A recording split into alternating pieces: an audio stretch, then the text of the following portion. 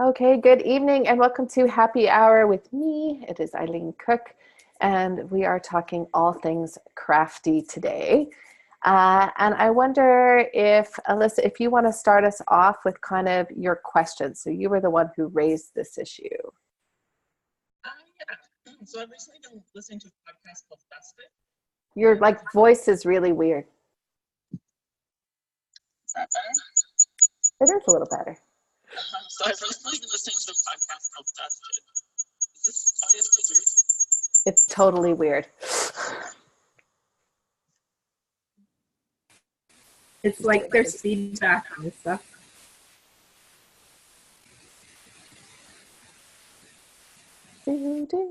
Like it's a tension thing. I can paraphrase your question if need be. Okay, yeah, sure. I will do that. So this is proof positive that you can write in with questions and we actually pay attention. So you wrote, I've been listening to a podcast called Dusted, and they keep coming back to the idea that when our characters are vulnerable, that is when we most empathize with them. And that's when we get emotional highs from the story. And I'm struggling with making my characters vulnerable, but not weak. So that was the original question. So I think it's actually useful to kind of first talk about what we mean by vulnerable, because I thought what was interesting was your choice about not wanting to make them weak. And so the counselor part of me taps in and be like, what is it you think about being vulnerable makes somebody weak? So that's one thing to sort of talk about. Gotta put my glasses on so I can see my own notes. When we talk about vulnerability, there's a whole bunch of different definitions. So one thing is talking about being susceptible to something bad happening, like you're vulnerable to disease or infection. Or if you live in a war-torn country, then you're maybe, vulnerable to, contracting malaria or something like that. There's talking about vulnerable as being emotionally wounded, or also dealing with possibly physical disabilities or challenges. So they might be considered vulnerable to being bullied, vulnerable to abuse, something like that. You'll hear, a vulnerable person if there's elder abuse, something like that. And also you'll sometimes hear vulnerable talking about being persuaded or tempted. So you might be vulnerable to going into being in a sugar daddy relationship if you are a college student who is poor and struggling to make ends meet. So those are kind of some different kinds of examples of vulnerability. So I think the first thing we sort of talk about is this, and I found this, oddly enough, this poem that was talking about vulnerability, which I thought was interesting because it talked about vulnerability means you fall easily. You see the best in people. You love them over the little things, the way their smile tilts and the intensity of their stare. You get attached easily because you give yourself the freedom to feel. Vulnerability means you're comfortable being open. You're willing to look someone in the eyes and spill your soul. You want others to know the authentic you instead of forcing a fake smile every time you enter the public eye. Vulnerability means your mood can change. Seeing one sentence on social media can cause your heart to break. Vulnerability means you care deeply about things. Vulnerability means that you're willing to jump headfirst into love. You're willing to give someone your heart. You're willing to give them the power to destroy or rebuild you. Vulnerability means you're comfortable crying over the things that upset you instead of pushing away emotions. Vulnerability means you have nothing to hide. The people closest to you know your dreams, your hopes, your fears. They know who you really are, and you've given them permission to see deep inside yourself. Vulnerability means having a clear understanding of who you are as a person. You realize you're not indestructible or superhuman. You're mortal, full of flaws, and you make mistakes, but you're still beautiful. Vulnerability means having a huge heart, caring about others, wanting what is best for this world.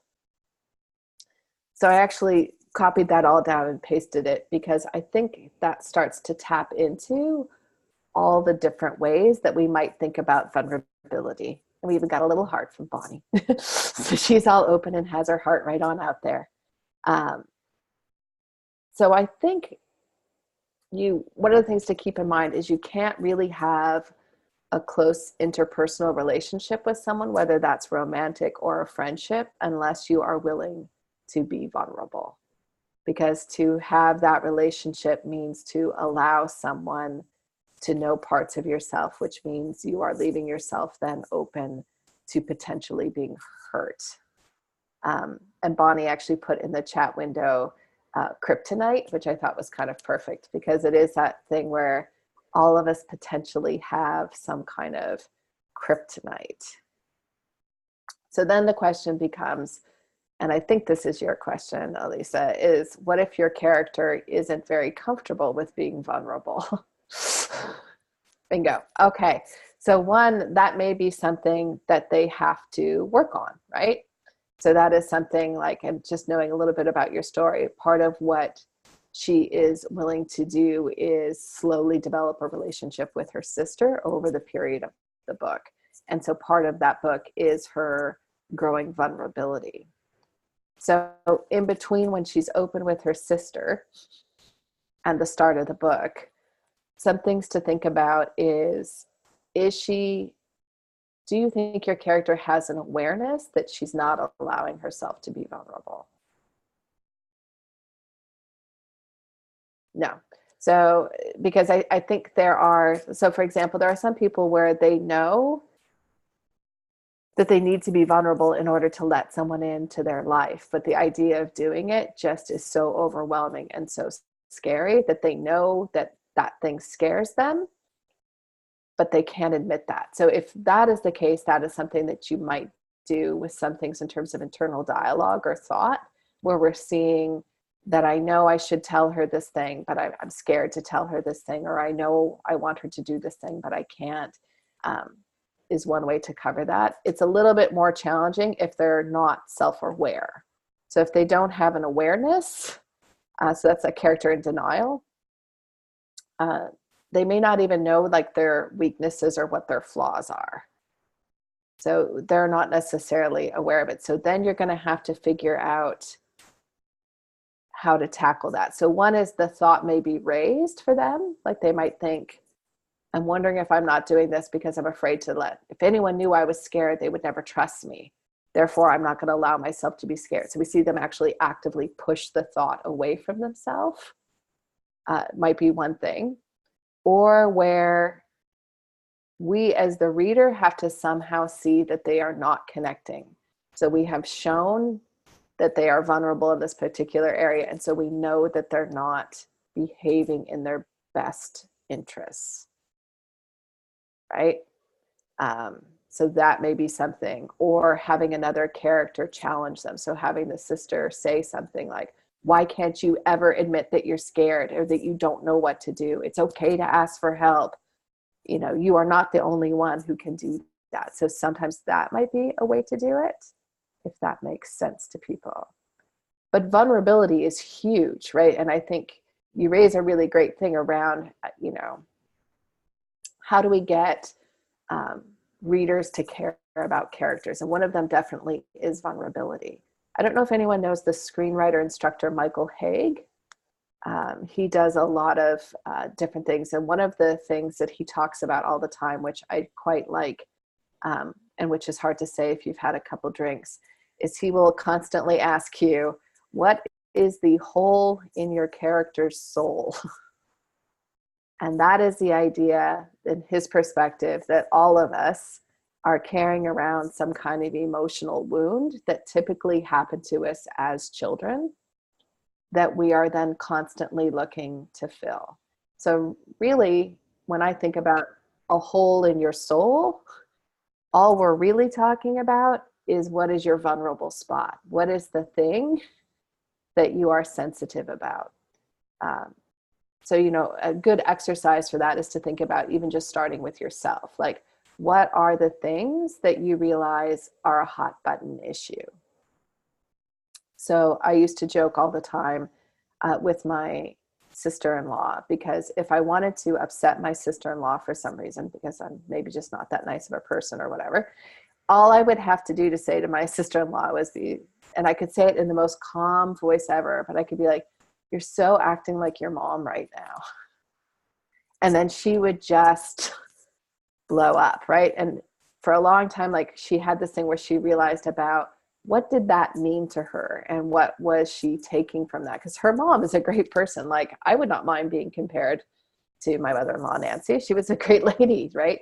So, but for her, what it had to do was around feeling judged. So she always felt judged by her mother and always felt not good enough. So she feels if someone says she's acting like her mom, that she's being irrationally judgy. And for her, that is the biggest insult, because that's what she finds most offensive. The one thing we know for sure is the person who can hurt us the most is the person that we love, because they know us so well that they know exactly the button to push that will drive you nuts. So whatever it is that you feel slightly insecure about, that's a vulnerability, something that you just never put to bed from your emotional childhood wounds, and none of us got out unscathed. I had great parents. There's no doubt in my mind about that. I had awesome parents. But definitely the way that they raised me was impacted in a lot of ways by the fact that my brother died very young. So because my brother died very young, my parents became a little bit overprotective. And I definitely heard the message, like actually literally heard the message from relatives, like, you now have to be 2 kids for your parents because your parents have lost your brother. No pressure, just basically be as good as 2. So when I look at things that are my vulnerabilities, it's around feeling not good enough or feeling inadequate in an area, because that is my big fear. That's the hole in my soul, is that I'm not being everything for that. That's what will push me to be a tiny bit of an overachiever sometimes. I'm working on that. I'm working on my lazy gene, right? But that is the kind of thing that you have to do. You have to be kind of willing to sort of let that in. So thinking about that. So vulnerable in the emotional sense, but readers will also feel for your character if they are vulnerable in a physical sense. And that is something I think that you have a lot in your book is, your character is actually enslaved at one point. So she is physically vulnerable. And just having moments where like she is nervous or frightened about that will also help with that. If you think about the opening chapter of Harry Potter, what you see is them setting up that Harry Potter is vulnerable. His parents are gone. He lives under the stairs because he lives with the Dursleys, who are possibly the worst people to take you in on the planet. So we feel bad for him because he has that situation. Bonnie, I know in your book, Becca has a lot of vulnerabilities that are happening in terms of her mom is not the greatest mom. So she has a lot of kind of family dynamics that are going on. She's sort of made fun of by other people. She has her own sort of fears about where she's going in this life. So she has sort of vulnerabilities. So sort of thinking about both physical vulnerabilities and emotional vulnerabilities. And then whether or not your character is open to admitting those vulnerabilities or not. So some of this taps back in to thinking about backstory, which I know we have talked about a lot, but it's useful to kind of go back and think about, which is what are those things that happened to your character in the past, and how did those things impact them? My biggest takeaway, if you tend to watch the worksheet on backstory, is understanding that everybody tells themselves a narrative about what happens to them. We all have this sort of mythology that we're walking around with about who we are and why we do the things that we do. And that's what helps us make sense of the world. So some people's narrative is that, the world is a horrible place and you can't trust anyone in this world, and the only one looking out for you is you. And someone else has the narrative that you just have to trust in the universe, and it might seem like everything bad is going to happen, but you just have to rely on a higher power. Some people have, like what it means to be a man, what it means to be a woman. We have narratives about that. I remember when I was going through premarital counseling way, way, way back when. Way, way, way, way, way back when. One of the things that they had us do is write down on a sheet of paper what it means to be a husband is, what it means to be a wife is. And we each answered those questions separately and then discussed them together. And it was interesting because those are the kinds of things that we often have sort of preconceived ideas about. We have a sense of like, well, if you're a wife, that means you do all the chores in the house. Or hypothetically, you might think that is not at all what it means to be a wife. I reject that idea. But if you haven't sort of talked about those mythologies, you may not know. So spending some time to think about, like when I think about your book, Alyssa, one of the things I wonder about is, what does your main character think about what it means to be strong? Like if she were to answer that question. I think that she thinks that a lot of it has to do with hard work and like being solid, being dependable. Sorry, what was the question again? What does it mean to be strong? Because I think that's important to her, like to be a leader. Yeah, I think it's something that she does. She wouldn't think to define it, but she sees everything in terms of strength or weakness, and she defines everyone around her as either strong or weak. But I think she has to kind of, throughout the course of the book, redefine what she means by strong. Yeah. So in the beginning, I don't think she would know the answer to that question, and then by the end, hopefully, she can see that there's a lot of different ways to answer that question, I guess. And she, I mean, if you put her on the spot, like, because you like to take her hostage and do all sorts of horrible things to your character. So if you were to put her, you know, under the gun, or in her case, I guess, under a sword point, and say, you know, what does that mean? You know, I think kind of what Bonnie's writing in the chat window is interesting is I do think that Sages in the beginning believes to be vulnerable, to allow anyone to know your fears, is to be weak. Like even in the way that you framed the question, right? Like, I can't let her show vulnerabilities because she's not weak. So maybe you have a little work to do on that yourself, Missy. I'm just saying, just putting that out there. Listen and character have some similarities. No, of course not. Never. No, I'm sure. Either. Nope. None of us. But thinking about, like, how is it that she defines that? And that might be an interesting exercise. Like, how would she define what it means to be a leader? Like, what is it she wants to be? Because she wants to be a strong leader in her community and in her family, both at the beginning and at the end. And part of, I think, what she has to learn over the course of the book is that her definition of what is strong at the beginning is not necessarily actually that strong. To not be able to show weakness is to be brittle. I think we all have known people who will not ask for help. Ever been in a car with a guy who, for example, won't ask for directions, and so you drive him about aimlessly for days, running out of food and water because they just, like, they're not going to admit that they don't know where they are because somehow to do that would be weak, which obviously the correct answer is to say, I don't know where I am.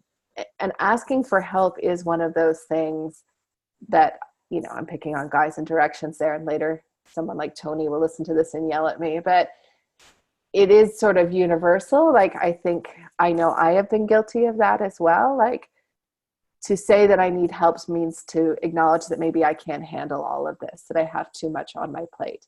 I'm quite comfortable for asking for help in areas that I know aren't my skill set, like technology, by all means. I would love to have someone help me with that. Crystal, hello, right? Help me with that particular thing. But if I have to ask for something for help in an area that I feel that I should be functioning in, then I don't feel good about that, because I feel like I'm saying I don't have control of my life. And that for me is an area that I struggle with.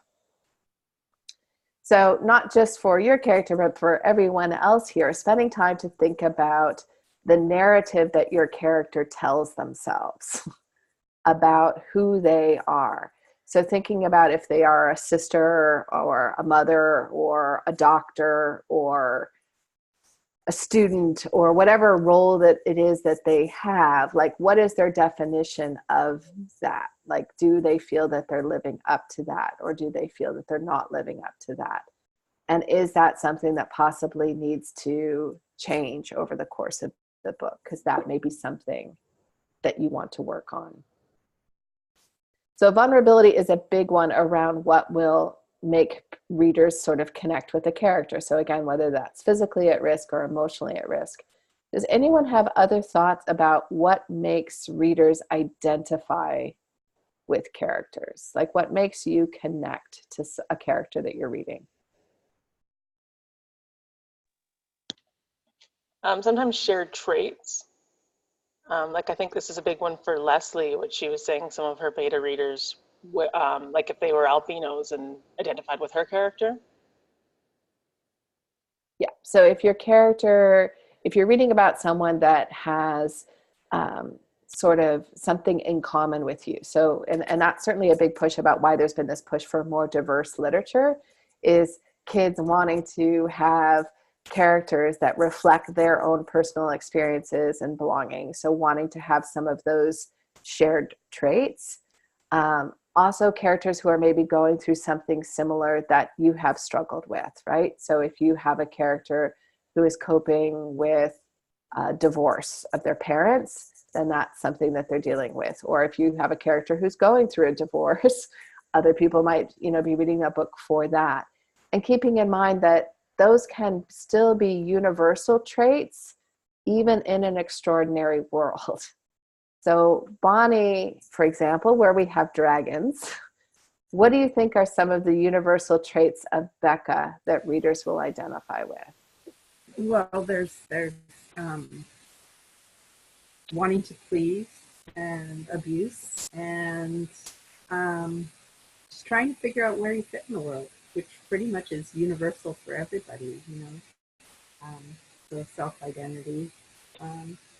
And with the dragons, there's kind of more believing in yourself when you know you're right, but your authority figure doesn't necessarily say that you're right, and trying to resolve that. And I'm sure tons of kids struggle with that, where they might feel that something should be a certain way, but the authority figures in their life have told them that's not the way it is. You're never going to make it out of this town. You're, you know, we're poor, we'll always be poor. That's sort of broad statements. So I tend to deal with things that are about kids figuring out what they want and actually accepting it and moving forward with it. And I mean, I think that's important in two ways. So, like the two things that pop into my head as you're talking. So one is, like, you know, realize that what we're talking about there is readers identifying with a dragon. So you probably, in most cases, would say, I don't have a ton in common with a dragon, although given winter, some of us have some scaly skin issues going on. But in general, we don't necessarily have a lot in common with the dragon. But the fact that they're dealing with this particular issue might be something that we also feel. And, you know, when you talk about that idea of kids, you know, being in a situation that seems wrong or unfair, and yet authority figures saying, well, there's nothing you can do. Like a really good example of thinking about that is the Stonehill Douglas students down in Florida, where there was that school shooting, and where, you know, all these adults are saying, you know, basically like, well, gun laws are what gun laws are, and there's not much we can do, and these are the things. And you suddenly have teenagers taking to the streets and saying, actually, that's not acceptable answer to us anymore. And I think it shook up a lot of adults, because I think, you know, we become complacent with things. So, you know, I'm going to argue, Bonnie, that your book has, you know, even universal beyond teenagers, with that idea of assuming that authority knows what's best is not always a good thing. Anyone else want to chime in with what makes characters identifiable or relatable, where people like them? I'm going to be quiet. Having a goal. Yeah. We like when characters have something that they are pursuing. Two parts, because whether or not we agree with it. So in one case, you may have a character who's pursuing a goal and we want them to have it, like particularly if we understand why they want that thing. So if a character is pursuing, they want to move to France. I had to think of something I might like. I would like to move to France. Nicole is laughing. No, you don't, because she just moved back from France. So she's going to talk me out of it. But, you know, from right now, I'm having my eat, pray, love fantasy. Just leave me alone, Nicole. Let me have it. There's brie, cheese, and French men. So I want to move to France, right? And why do I want to move to France? Is because I believe that there's brie and attractive French men there. And so I think that I'm going to somehow have this wonderful experience if I go there. So for the reader, it might be one part because they share a desire to run away and go to France. Or it might be that they share that feeling of wanting to escape or wanting to start over, or wanting to feel that happiness. So the cheese and the wine are worth it, but maybe not the guys. So they might be cheering for only part of the goal. My hunch is, as the book goes on and develops, it almost won't matter if I go to France. What will matter is that I meet the need of feeling satisfied with my life, right? So that's really what the person is cheering for. So that might be an eat, pray, love moment where I do run off to France. And, you know, the final scene is me sitting on, you know, a balcony someplace in the warm south of France with sunshine and wine and cheese, and maybe an Italian man, since the Frenchmen are overrated, who just happens to live in France for some reason that's not clear, right? And so everyone gets their happy ending. Or it might be that I go away to France, and being there, I realize like I was running away from my problems, and I come back and I realize that I'm actually happy right here in Vancouver.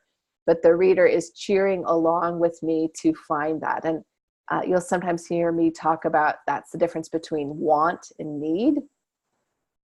So want being, and I'm taking names, by the way, it's newly single. So, you know, if you got anyone who's like gainfully employed and not crazy, let me know.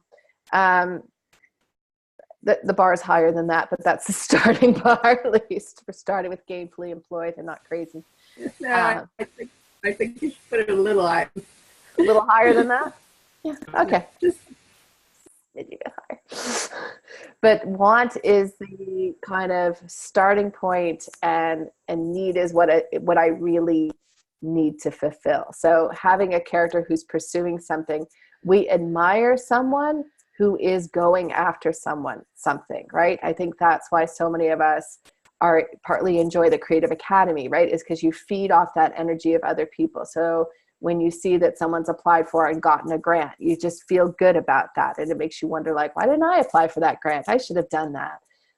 You know, when you see someone get a book deal or get a request for a full or put their book up, or you see someone like Crystal put out this big, you know, hairy, audacious goal that she's going to write 1 million words in 2019. And she's on target so far.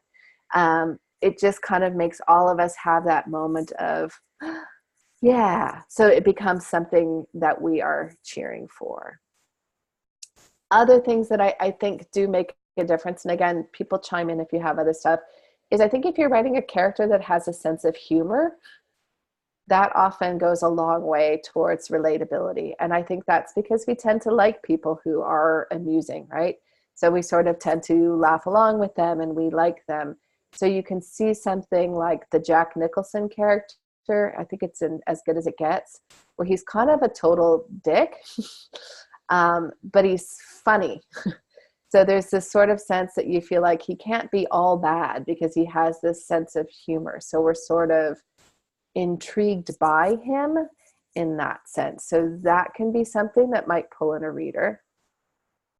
One thing that I think works for, you know, the people that I know that are writing stuff is also if you have a character that's really good at something. I think we admire people who have like a particular skill set. So they're great with a sword, or they're a great healer, or they're a great physician, or they're a great artist. There's something about that that we admire someone who has a special skill in something. So that may be another way to kind of pull a reader in, where they're intrigued by someone who has that. So again, you might think of characters who might be a little bit off-putting in some ways, but they're like brilliant. And so you sort of find yourself sort of intrigued with what they're going to do or say. And so you'll sort of stick with them. So I think that goes a long way as well. So those, I think, are the kind of things that you're looking for. So some kind of vulnerability. So they're at risk, either physically or emotionally. They have traits that we have in common. Sort of related to that is the save the cat moment. So I think most people have heard that term, but just not in case you haven't. Save the cat comes from Blake Snyder, who's a screenwriting instructor. And he has a whole book called Save the Cat. So it's easy to find. And he talks about different terms, but one of the things that one of his rules is that within the first 5 pages of a screenplay, your character should do something to save the cat. And by that, he means that they do something that we see that they are kind. So a character might be a total jerk and yelling at his son, but then we see him notice a little duckling in the road and he runs out, blocks traffic, and scoops the duckling back over to like where the water is. And then we have a moment where we realize, like, okay, even though he's kind of a jerk at this moment, I see that he's the kind of person who saves the cat, who saves the duckling. And it might even be showing a little bit of vulnerability. So I'm almost wondering with your book, Alyssa, like where she's not very often vulnerable, if she does something for another minor character, or maybe something that she doesn't take credit for, where we see her do something that's just truly kind. Okay, yeah, that's interesting. I hadn't thought of that. So how would 5 pages in a screenplay translate to a novel? Is that about chapter 2 or? He actually, if you go on the Blake Snyder, if you go to the Save the Cat website, I think they have a thing where they break it down for novel length. So you can kind of see, because he has 15 different beats, right? But I would say you're probably looking for something to happen within the first, I would give you probably more space than that. I would, depending on your chapter size, I would say you're trying to get something in kind of those first 5 chapters, somewhere in there, probably a little bit closer to the front. And it doesn't have to be the true, like, running out into traffic, stop, right? And doing something, but something where, for example, maybe, she's dishing out the food to everyone. And then you see her, look at her little brother. And so she takes a potato off her plate and adds it to her brother's plate. Right. And no one else sees that. No one else notices that. I mean, she might even, get yelled at by her sister, like, why are you the one who always has to divide up the food? Right. It's like, because I'm the oldest. That's why. But we see that when she does it, she's actually incredibly kind with that. So something like that might be a moment where we see again that she has a little bit of a softer side than we might not see. And, or again, I think what might be common for her is those internal things around pushing away a feeling that she has. So maybe she's scared and she's just not going to let herself feel that. And you actually have some of that. So I'm thinking of the scene where she finds her brother, who, for those of you who haven't read it, can I give this away, or is that? Yeah. Okay. Her brother is killed by a lion, as I recall. So before people are like, wow, what are the odds of that? This takes place back in Amazonian times. So we are back in history where there actually were lions. It's not a random Canadian story. And he is killed by a lion. And she's the one who sort of stumbles across his body. And I think she actually does show vulnerability in that scene, because she actually, to some degree, can't let herself think about it. And her first and most pressing issue is she wants to basically get her brother down. He's been dragged and basically hung up in this tree. And so she just has to get him down. And in fact, she's thinking of that before she thinks about whether or not the lion might still be around, as I recall. So her first thought is her brother. Yes, I don't have it that way now, but I can change it. No problem. Hang on. Delete, delete, delete, delete, delete. Or even if she goes to do it and has the moment where she's suddenly like, what the heck am I thinking? I can't think about that now. I've got to do something for my, I've got to stop the lion first. Like even just that moment shows us again, that little just peak of vulnerability. And I think probably most of us have had the experience where you're in a situation where you can't let yourself fall apart for whatever reason. Wherever you are, you're just in a moment where you cannot do it. And you may have that moment, but you actually just lock it down. So I know I've given the example before. In my previous job, I was the supervisor. And at one point we had someone who dropped in our clinic of a cardiac arrest. And in the moment, I was rather impressed with myself because I like someone else screamed like, oh my God, he's having a heart attack. And I ran out and I was like, okay, this is what we're going to do.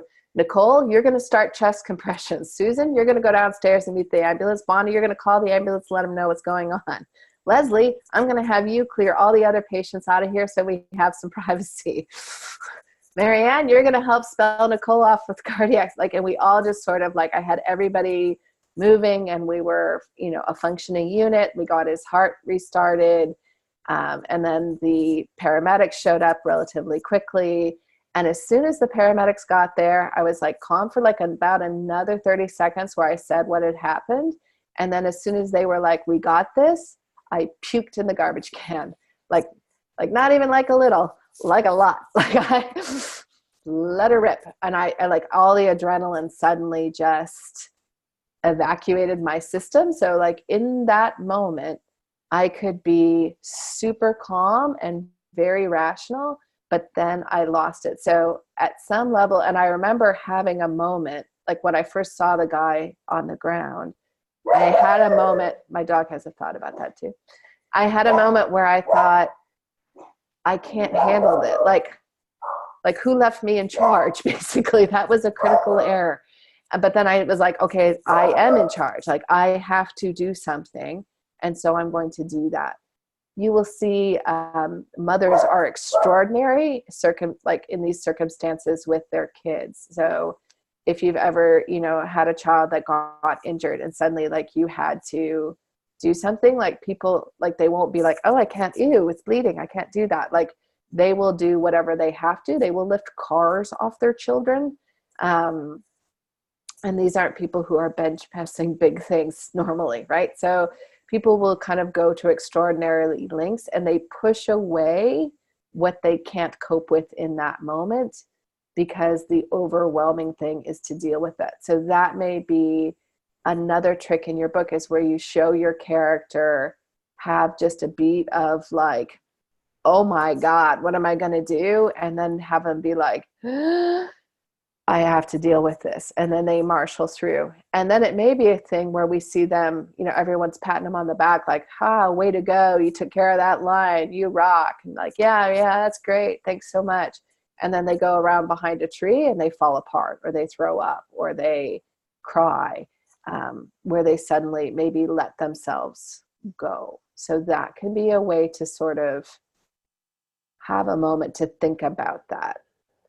I think one of the things to remember is that desire makes us vulnerable. When we want something really bad and we're willing to admit that we want that thing, it makes us vulnerable. Oh, interesting. Working on, here I was making fun of coming across the line, but apparently escaped bears are an option that might happen. So what happens in the scene, Marianne? What for you emotionally made you melt down? Well, it was something visceral and unconscious.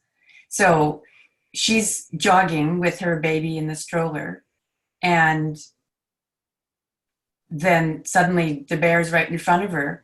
And instinct is you turn around and run away from the bear, but she's new to being a mom. And so she stands there in shock for a moment and realizes her primary duty is to defend the baby, not to run away and save herself. And there's this kind of freeze moment where she's kind of realizing this, and then something clicks and she throws herself in front of the baby's carriage and squats down into this sort of attack pose and lets out a blood-curdling scream at the bear, who just kind of freaks out and turns around and runs away.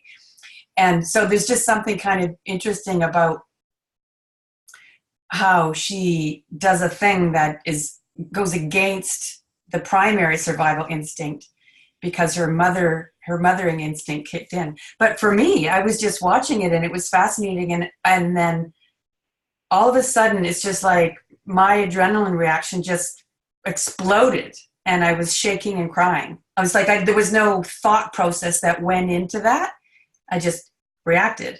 And sometimes when my baby was new, I would react to everything that way. But it's been 20 years.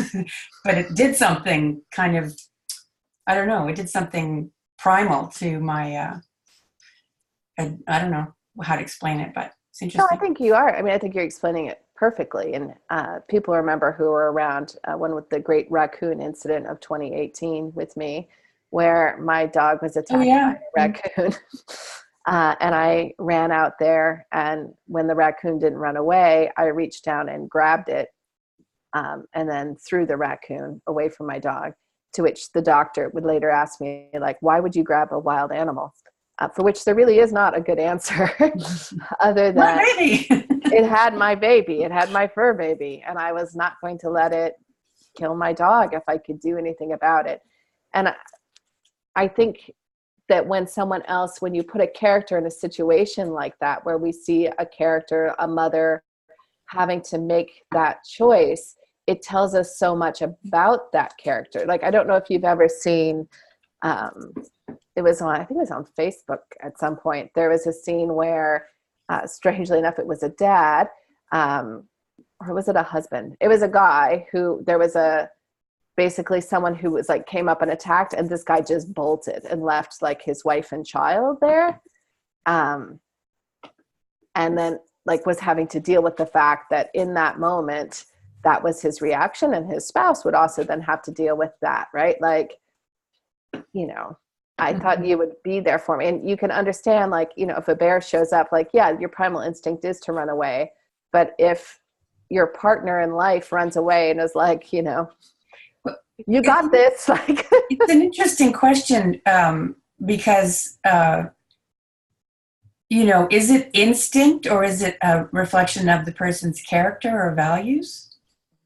In that kind of, was it so different than I think it's hard to know where that line is, because I do think there is your automatic reaction, but I also do think there is an element of who we are as people around what you do in dire circumstances. And not that you don't understand when people maybe make choices that aren't great, but it does tell you something. Like, when you think back to the Titanic movie, and I know I'm dating myself here, but certainly one of the big scenes in that is, the husbands kissing their wives goodbye and putting their wives onto the lifeboats while they themselves stay on the ship, knowing that more likely than not, they're going to go down.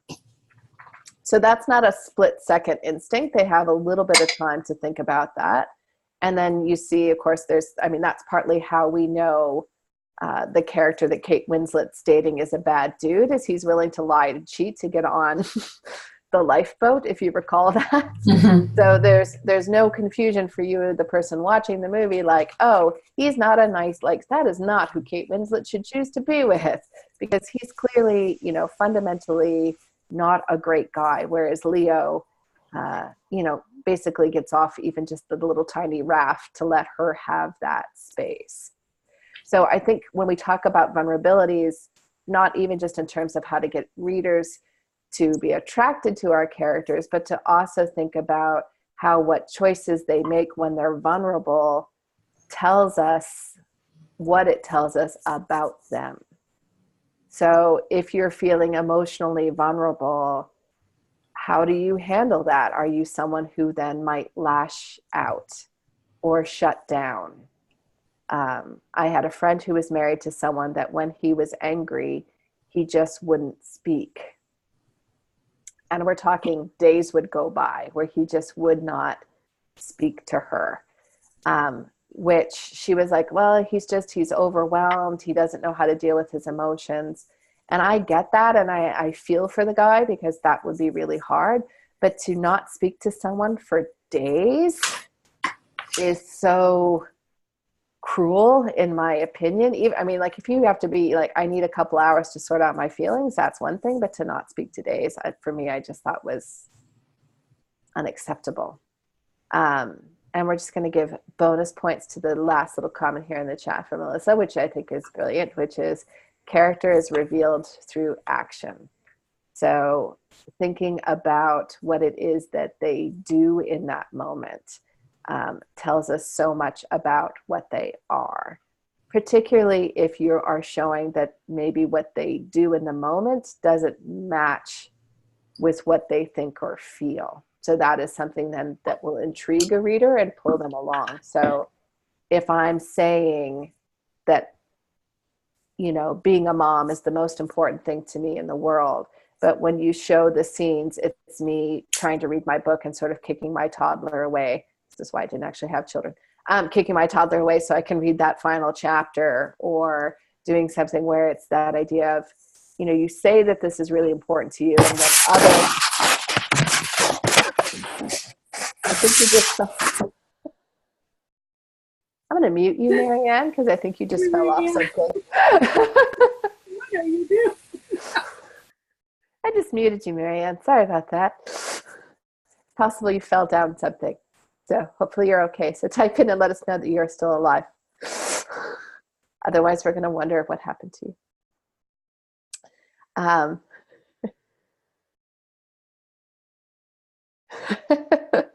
So as long as you're okay, we're just making sure you didn't have a cardiac arrest, because then I would have to be all like, Nicole, you call 911. Leslie, you go over there and start cardiac thing.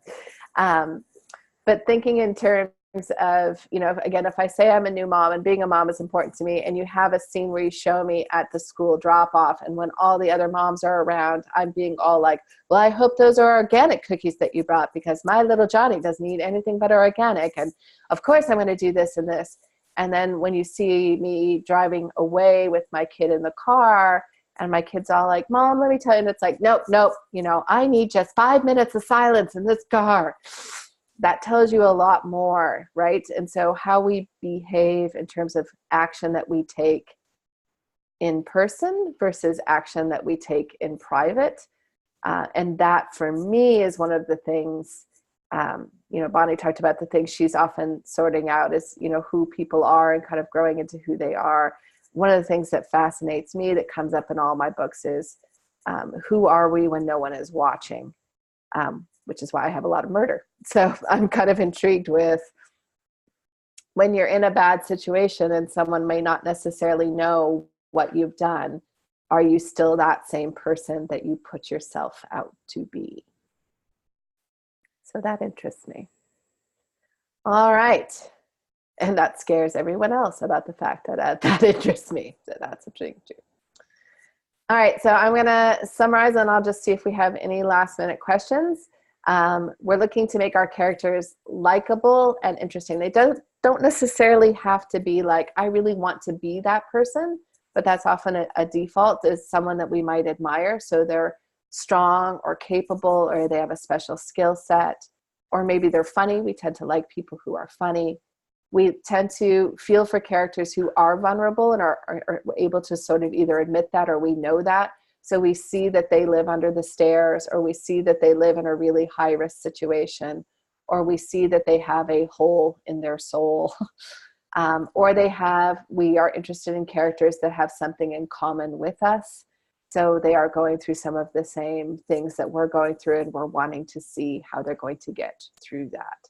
So I think those are all things that you can do to make your characters interesting and relatable. So if you look at something like Gone Girl, where the characters are very much, I would say, unlikable, I would say what you do see is they have some of those other traits. They are vulnerable. So the husband character is potentially at risk for being convicted of a crime he didn't do.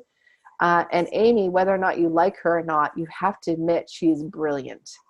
Like the way she has maneuvered this situation is brilliant. Anyone who's maybe ever been cheated on had a moment where they're like having a little sweet revenge fantasy about how nice it would be to frame him for your murder, you know, like hypothetically that might happen to people. So all of those things will happen. So TV tropes, is that a book, Marianne? I'll unmute you.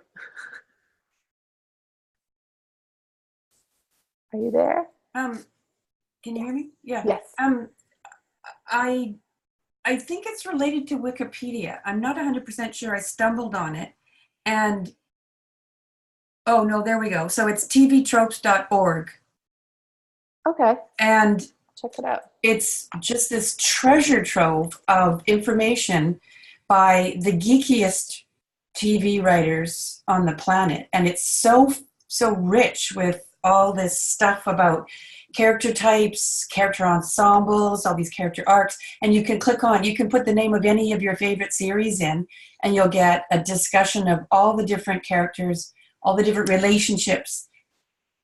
Sometimes episode by episode, they'll analyze what happened and how it related to the character arcs and their personality types.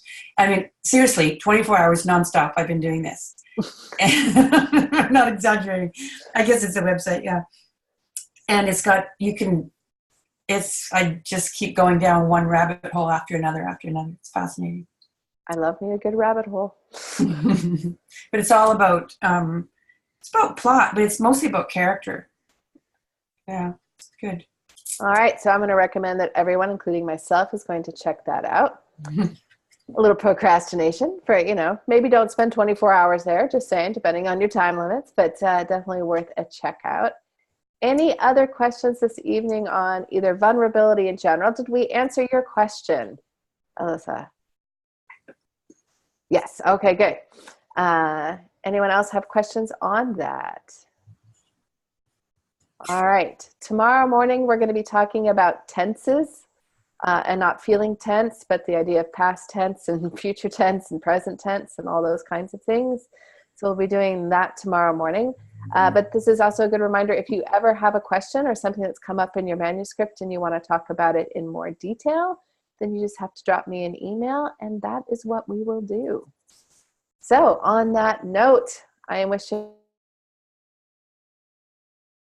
you all a good evening. I'm encouraging you to do a little free writing and thinking about the narratives that your characters tell themselves and where their hole in their soul might be. And go look up tvtropes.org. All right. Have a good night, everybody. Take care. Good night. Thanks, Eileen.